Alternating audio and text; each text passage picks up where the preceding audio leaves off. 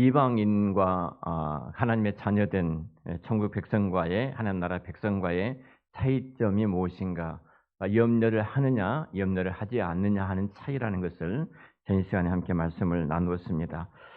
이방인들은 무엇을 먹을까, 무엇을 마실까, 무엇을 입을까, 바로 염려하는 자들이 이방인이고, 하나님의 백성들은 여기 너희라고 표현하고 있는데 정반대로 염려하지 않는 사람들이다 하는 겁니다. 이것이 오늘 본문이 그려주는 두 대조적인데요, 우리가 지금 믿음에 대한 주제를 갖고 말씀을 함께 나누고 있습니다. 말하자면 그의 나라와 그의 의를 구하는 자들, 곧 하나님의 백성들의 정체성은 염려하지 않는 것이고, 이방인의 정체성은 염려하는 것이다 하는 겁니다. 무엇을 먹을까, 무엇을 마실까, 무엇을 입을까 염려하는 거예요. 손주들이 이제 있습니다. 집에 손주들이 있는데 옷이 굉장히 많습니다. 옷장에 쭉 자기들이 옷이 이렇게 몇 칸으로, 뭐 전체 보니까 하나, 둘, 셋, 넷, 여섯, 한 24칸 정도의 옷이 다 쌓여 있어요. 학교 갈 때마다 이제 고민을 합니다. 무슨 옷을 입을까? 어떤 옷을 입고 갈 것인가? 엄마가 생각하는 옷이 있고, 또 그들이 생각하는 옷이 있어요. 자기가 입고 싶은 옷을 입어야 되는데 엄마가 이 옷을 입으라 하면 마음에 안 들면은 그때부터서 이제 투쟁이 일어나게 됩니다. 제가 한번 이런 말을 했어요. 얘들아, 너희들의 옷이 한 벌밖에 없다면 절대로는 걱정할 필요가 없다. 그러지. 오늘 또 이 옷 입고 학교 갈 것이고, 내일 또 그 옷 입고 학교 갈 것이고, 걱정할 필요가 없다. 할아버지는 유일하게 1년에 2차례 옷을 샀다.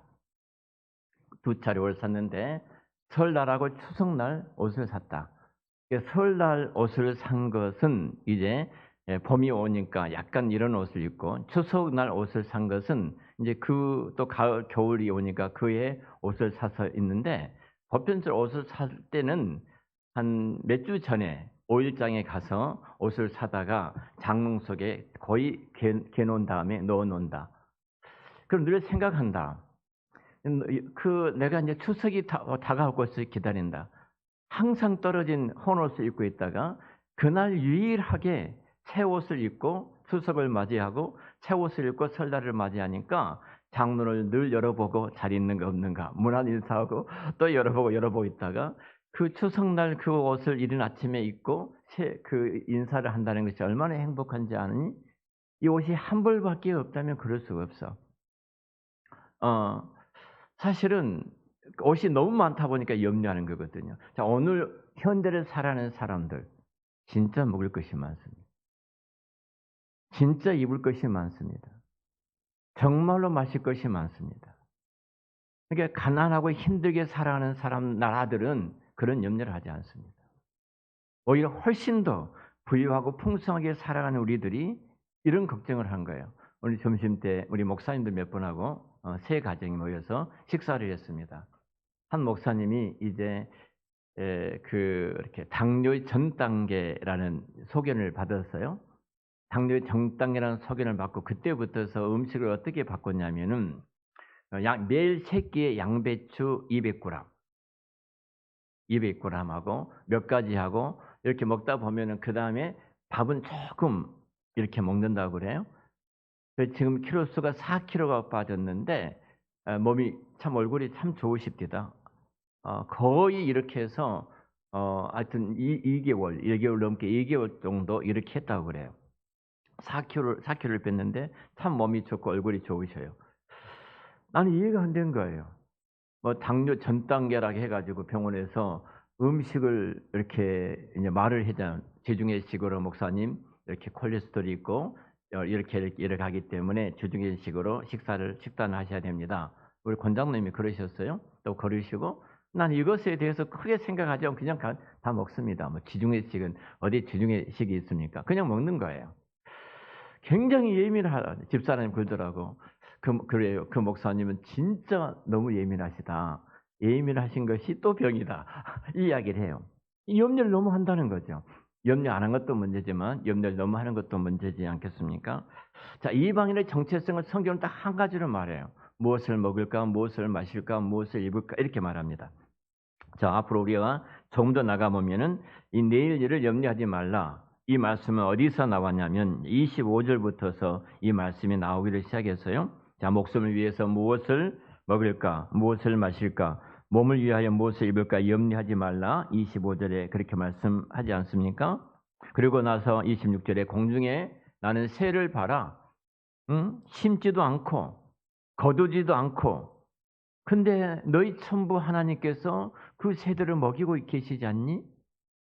그리고 28절에도 이렇게 말씀을 하지요. 28절에 보면은 또 너희가 어찌 의복을 위하여 염려하느냐? 들의 백합화가 어떻게 자라는가 생각하여 보라. 수고도 아니하고 길쌈도 아니한다. 자, 들의 백합화를 한번 보세요. 수고도 아니에요. 길쌈도 아니에요. 근데 하늘에 계신 너희 아버지께서 그 들에 있는 백합화를 먹이시는데 솔로몬의 궁전의 그 아름다움과 화려함보다 더하지 않느냐 하는 게. 자, 우리가 이 말씀을 보면 이제 선명하게 뭐가 나타납니다. 나타나요? 왜 염려가 있고 없고가 그의 나라와 그의 의를 구하는 자들인지 이방인들과 나누는 선인지 그 선에 대해서 분명하게 말씀을 하고 계십니다. 왜 하나님 백성들이 염려하지 않는가? 왜 하나님 백성들이 염려하지 않아야 되는가? 자, 우리도 똑같이 세상에 삽니다. 하루에 3끼씩 음식을 먹어야 됩니다. 늘 우리가 어떤 옷을 입을까 그런 그 옷에 대한 생각도 우리는 갖습니다. 내가 지금 이런 집에 살지만 앞으로 내가 어떤 집에 살 것인가? 내가 그런 고민도 하게 되어집니다. 분명히 세상 사람들과 똑같이 그렇게 하지만 뭐 이제 오늘 또 목사님들이 만났는데 대부분 제 또래 목사님들이기 때문에 노후와 은퇴에 대한 이야기를 많이 합니다. 노후와 은퇴의 문제에 대해서 우리가 은퇴한 이후에 무엇을 할 것인가? 우리의 노후들은 어떻게 앞으로 살아갈 것인가? 점점점 시대는 이렇게 되어지는데 우리 노후 준비를 어떻게 하고 있는가? 이런 이야기를 나누었거든요. 자, 이런 수많은 분명히 이야기가 있습니다.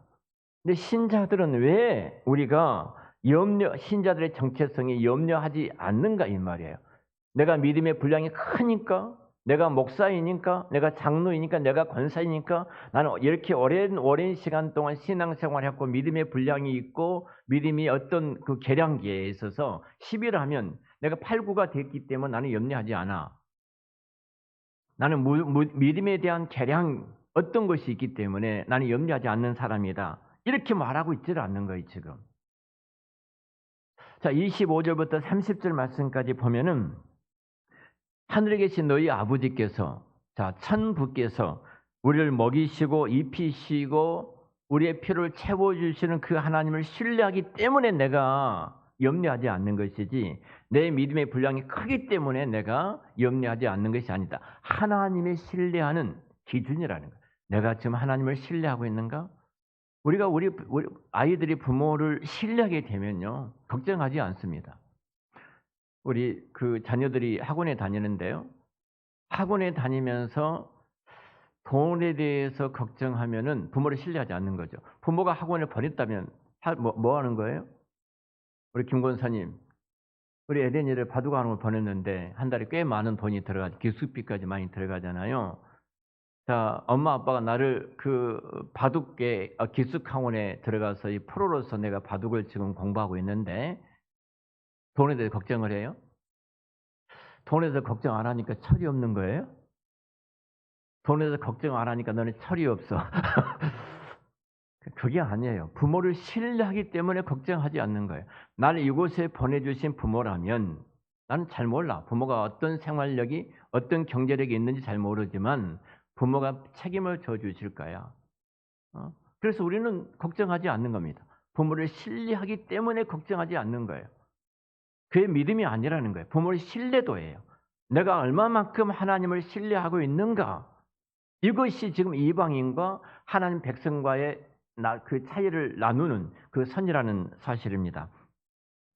우리가 사실 염려하지 않는 것은 하늘에 계신 하나님께서 우리의 필요한 것들을 채워주시고 있어야 될 것들을 공급해 주신 우리는 그 하나님을 신뢰하기 때문에 내가 질환을 고생하지만 분명히 질병도 어떤 하나님의 경륜과 섭리와 뜻이 있어. 그래서 이 일을 통해서 하나님이 무슨 일을 이루실 거야. 오늘 제가 진주에 계신 목사님이 전화를 받았습니다. 작년에 이 목사님 몸이 안 좋다는 말씀을 이렇게 통화를 하는데 이렇게 몸이 안 좋다고 그러셔서 목사님 이건 아닙니다. 빨리 병원에 가보시기 바랍니다. 그랬어요. 그래서 목사님 그때 이제 병원을 가셨다고 그래요. 병원에 갔는데 어느 작은 병원에 갔는데 이건 작은 병원이 아니라 상급 병원에 큰 병원에 지금 가셔야 될 상황입니다. 큰 병원에 갔더니 근육 무기력증이 오게 되고 그래서 이제 심각한 몸의 상태가 되어져서 검사하다가 이제 이렇게 거의 뇌사 상태까지 가버린 거예요. 그 중환자실에 들어가서 모든 가족들이 장례를 준비하고 있었다고 그래요. 장례를 다 준비하고 어떻게 장례를 할 것인가까지 준비를 하고 계셨는데 일주일 만에 중환자실에 깨어나서 나오셨다. 그리고 이제 몸이 조금 회복이 돼서 텃밭이 있어서 이 밭에 나가서 뭘 하다가 또 넘어져 가지고 몸이 안 좋은데 척추가 또 부러져 가지고 이렇게 병원에 오래 있다가 지금 나오게 됐습니다. 목사님 많이 보고 싶은데 궁금해 하실 것 같아서 목사님한테 전화를 드렸습니다. 이렇게 말을 해요. 제가 큰 충격을 받았어요. 나하고 저하고 한두 살 차이예요. 이분이. 너무 큰 충격을 받아서 너무 안타까워서 말하니까 목사님 너무 감사합니다. 목사님 염려해 주셔서 너무 감사한데 제가 이 과정을 거치면서 내가 지금까지 내가 누리지 못한 하나님의 특별한 많은 은혜를 받게 됐습니다. 세상의 물질이 아니에요. 세상의 어떤 신분의 상승도 아니에요. 내가 무엇을 이루었던 건 아니에요. 하나님이 특별하게 찾아오셔서 만나주시는 그 은혜를 내가 받게 됐습니다. 그리고 내가 모든 것 다 내려놨습니다. 내 질병까지라도 하나님의 손에 올리고 내 가정까지라도 내 사역까지라도 이 모든 것을 하나님의 손에 올려드릴 때 내가 이 땅에서 받지 못했던 말할 수 없는 평안과 기쁨이라는 선물을 얻게 되었습니다. 딱 이유가 뭐예요? 하나님을 신뢰한 거예요. 이 질병을 허락하시고 이 고통을 허락하셨던 하나님을 바라보는 순간 그 하나님이 부어주셨던 그 은혜로 인해서 나는 아무것도 지금 할 수가 없지만 이 말씀을 해 가시는 거예요. 여러분 그렇습니다. 말하자면 신자는 이것을 믿기 때문에 우리가 염려하지 않는 자입니다. 자, 우리가 그 마태복음 6장의 주제에 대해서 제가 전 시간에 말씀을 드렸는데요. 자, 이 주제 25절부터 30절 말씀이 보면은 하늘에 계신 우리 아버지께서 천부죠. 하늘에 계신 우리 아버지께서 우리를 먹이시고 입히시고 우리의 필요한 것들을 채워 주시니까 염려하지 말라. 그 31절 32절이 그러므로 여기 그러므로는 앞에 새를 먹이시고 들에 그 백합화를 입히시고 그리고 들풀들을 내일 아궁이에 던질 들풀까지라도 그리 양육하시고 입히신 하나님. 자, 이 결과로서의 그러므로예요. 그래서 염려하지 말라. 곧 무엇을 먹을까, 무엇을 마실까, 무엇을 입을까, 이것은 다 이방인들이 구하는 것이다. 33절과 34절 말씀 보면 그러니까 너희는 먼저 그의 나라와 그의 의를 구하라. 그리하면 이 모든 것을 너희에게 더해 주시리라. 이 말씀입니다. 그러니까 돈을 사랑하지 말라. 전 시간에 말씀을 드렸지만 이 말씀과 염려하지 말라. 이 돈을 사랑하지 말라는 말씀이 아니라 염려하지 말라는 이 말씀을 지금 가르치고 있는 거예요. 신자가 돈에 대해서 가져야 될 자세는 단순히 돈을 사랑하지 않는 것을 뛰어넘어서 그 돈이 필요한 어떤 상황이든 돈이 필요한 수많은 상황이 있잖아요. 내가 무엇을 먹어야 될지, 무엇을 입어야 될지, 내가 무엇을 마셔야 될지, 내가 돈이 필요한 모든 상황에서 나를 진지하게 먹이시고 나의 필요를 아시고 그 필요를 공급해 주시고 채워주시는 내가 그 살아계신 하늘에 계신 우리 아버지 대신 하나님을 신뢰하고 있는가? 이 말씀이에요. 신뢰하고 있는가? 이 물음을 우리는 가져야 된다는 거예요. 하나님 내가 신뢰하고 있는가? 이 확고한 대답을 할 수 있는 자들은 그의 나라와 그의 의를 구하는 자들이다. 이렇게 말씀하고 있죠. 그리고 그것에 불투명한 사람들, 그것에 대해서 불확실한 사람들은 염려하는 자들이고 그 사람들은 이방인들이다. 이렇게 지금 말씀을 하고 계십니다. 그래서 예수님께서는 염려하지 말라라고 말씀하실 때 신자인 너희는 이방인 같지 않아야 된다. 그렇게 말씀하고 계신 거예요. 우리는 공중의 새를 이렇게 먹이시고 들풀도 입히시는 정말로 자비로우신 우리 아버지 하나님을 믿고 의지함으로 염려하지 않는 저와 여러분들이 되시기를 축원합니다. 그래서 염려의 문제는 누구의 문제라고 그랬어요? 제가요? 예, 주인의 문제라는 거예요. 아버지 문제예요. 아버지 문제. 학교에 보내고 학원에 보내면 염려를 누가 하는 거예요? 아버지가 하는 거예요. 어머니가 하는 거예요. 또 그 시간에 애나 너가 그 방해동에 있는 학원에 가는데 학원에 끝나는 시간 10시인데 10시에 그 시간에 어떻게 오는가? 그 염려 누가 하는 거예요? 아버지가 하는 거예요. 그냥 가서 공부하고 있으면 돼요. 10시가 되면 아빠가 차를 가지고 가서 애나야 나왔노라. 나오면 그 차를 태우고 오는 것이 아버지가 하는 일이에요. 그 염려를 막 한다면 돈을 어떻게 해야 되지? 내가 어떻게 집에 가야 되지? 이런 염려를 계속 한다는 것은 뭐예요? 제가 이번에 우리 손주들을 이렇게 토요일 날 바이올린 비가 보슬보슬 내렸어요.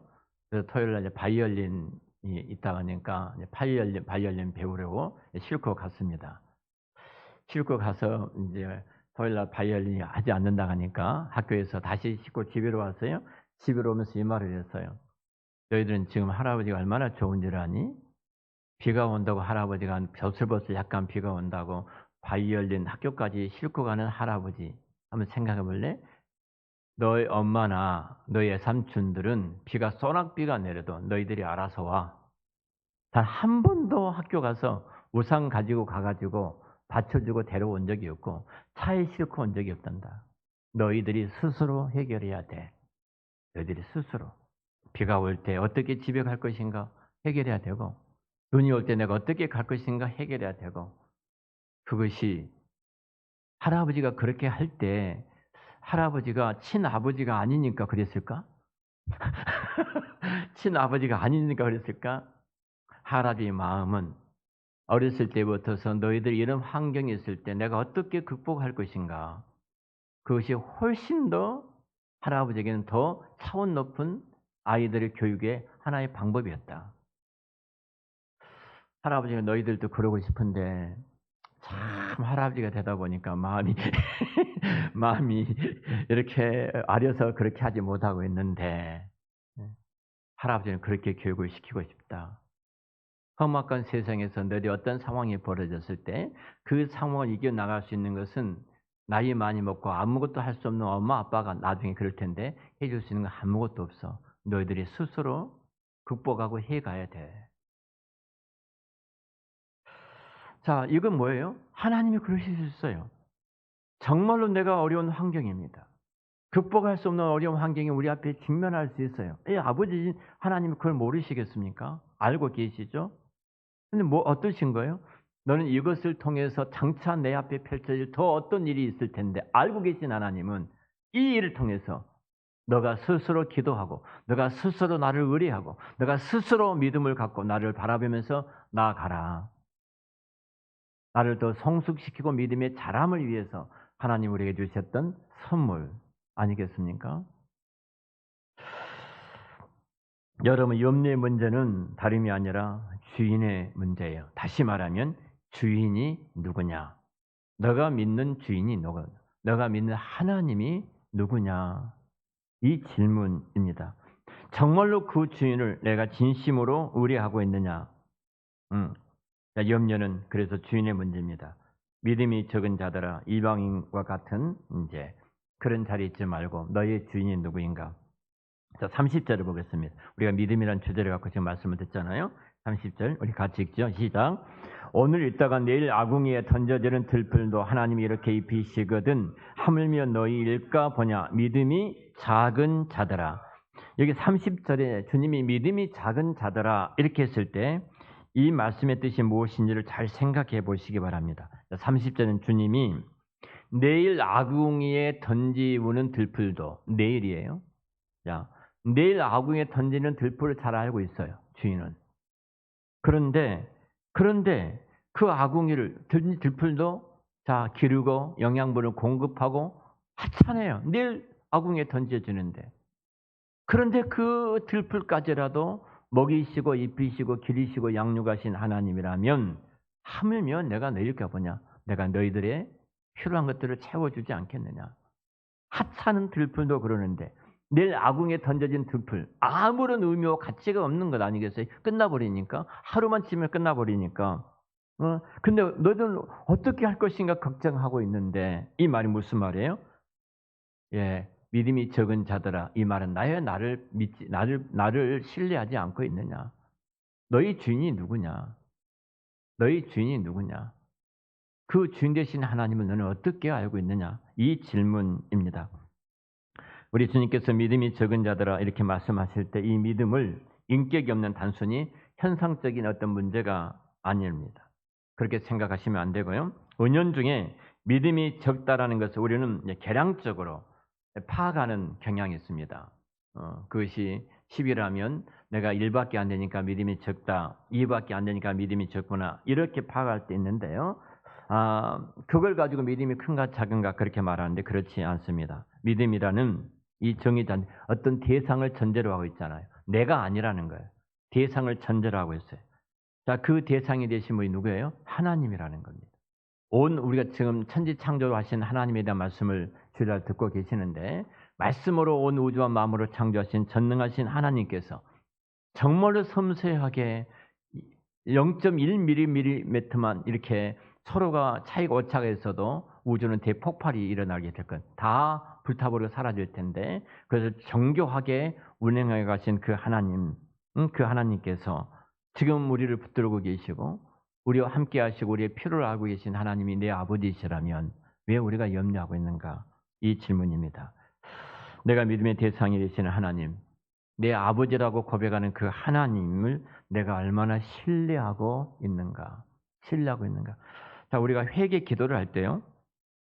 예를 들면은 제가 예전에 그런 예를 들었어요. 자, 내가 어느 A라는 집에 가서 그 시계가 너무 아름답게 보여요. 이 시계를 내가 그냥 순간적으로 가지고 왔습니다. 가지고 왔는데 이제 찔린 거예요, 마음이. 내가 큰 죄를 범했구나. 이 시계를 다시 그 주인한테 갖다 주면서 잘못했습니다. 용서해 주시기 바랍니다. 제가 이런 생각이 들어서 이렇게 했습니다. 그랬어요. 주인이 웃으면서 괜찮습니다. 괜찮습니다. 그냥 괜찮습니다. 이렇게 한 거예요. 내가 만날 때마다 그 주인한테 내가 시계를 그때 훔쳐갔는데 다시 돌려드렸지만 잘못했습니다. 용서해 주시기 바랍니다. 계속 내가 그분한테 이렇게 말한다면 그분이 나에게 용서해 주었다, 괜찮다고 말했던 걸 내가 믿는 거예요? 신령이 안 믿는 겁니다. 굉장히 불쾌한 겁니다. 이 사람 나를 어떻게 알아?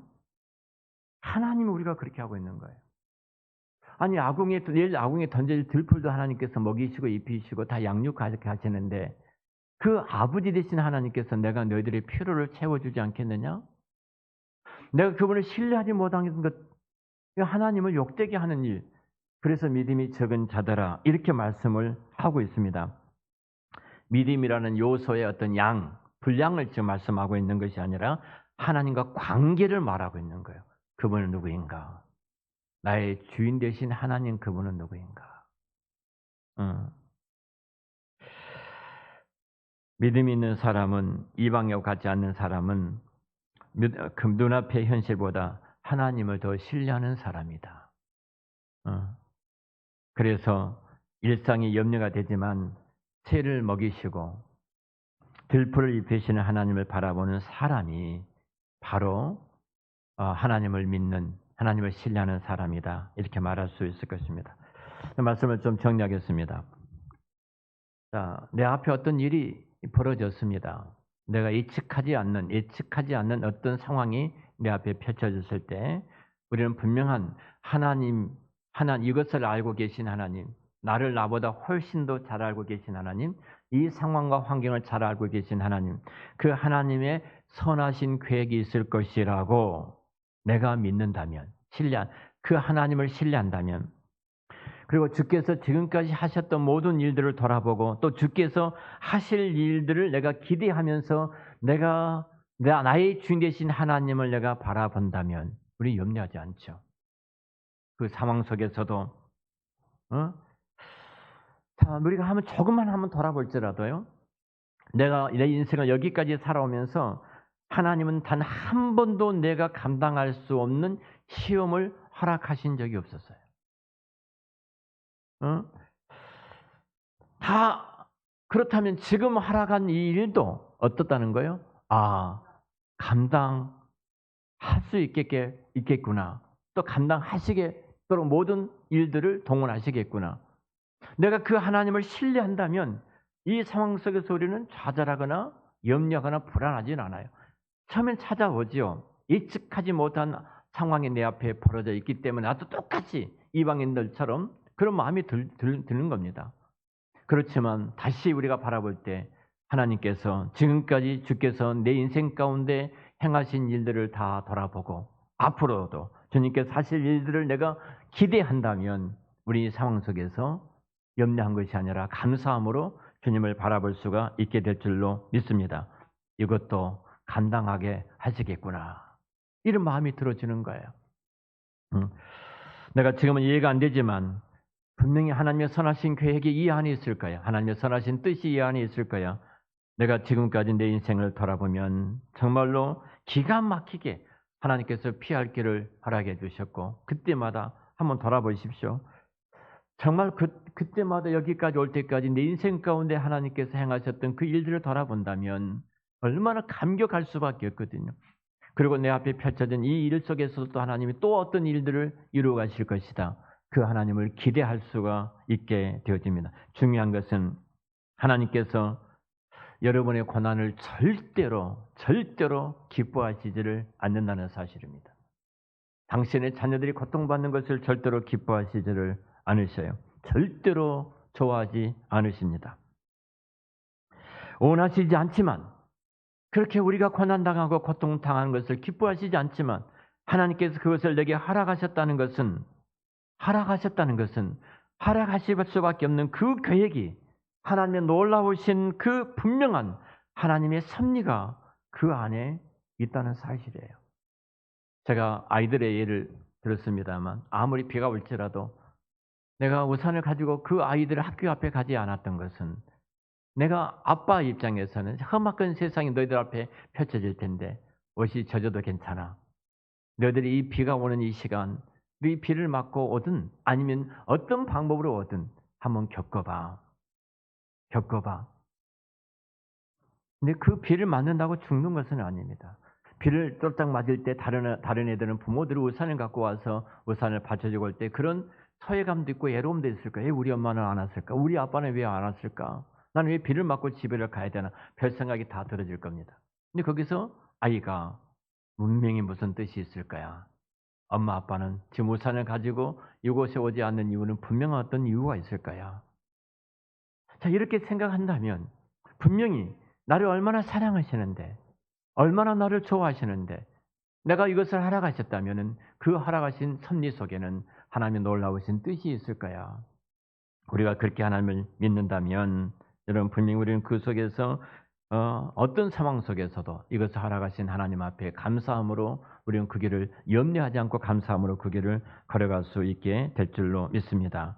이해가 안 되지만 하나님의 그 은혜가 여기까지 나를 붙들어 주셨고 또 그 은혜는 계속될 거야.